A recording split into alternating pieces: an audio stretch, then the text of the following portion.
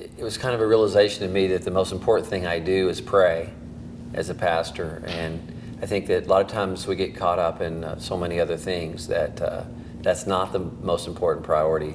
Like the simple verse, love the Lord your God with all your heart, soul, mind, and strength is my greatest calling. And I've been talking to our church about another verse. It's a very scary verse out of Matthew chapter 7. It says, depart from me, I never knew you. And I've been thinking about that as a pastor, that as a Christian really, but as a pastor, that the greatest thing in my life is that he knows me. That's the way he phrased it. Not that I know him, but that he knows me. I know he knows me, but there's intimacy there. And so when I talk about my life as praying as a pastor, as a Christian, it's not just praying for the city and praying for my family, but it's intimacy with him.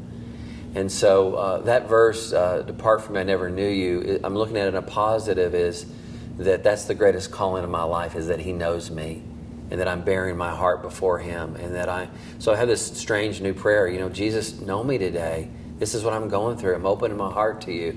And through that, it's helped me unload a lot of the stuff in the ministry that can bog you down. So my encouragement just for pastors is open your heart, let Jesus know you, let him carry the burden, let him show you who he is. And I think it'll help transform your prayer life. It sure has transformed mine.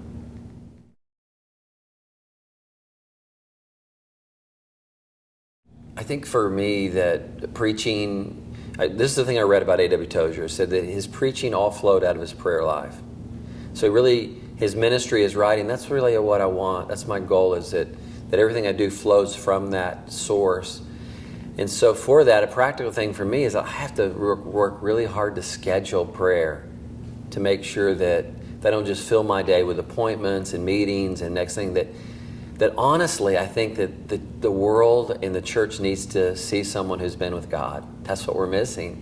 We have a lot of great ideas, a lot of leadership things, but I feel that one of the missing elements is that we just have to really practically schedule into our day time with God. And so that's what I'm fighting for, and I want to encourage others is practically be with God and let your ministry and the sermon and your counseling flow out of that personal time that you've scheduled and that you have maintained of spending time with him.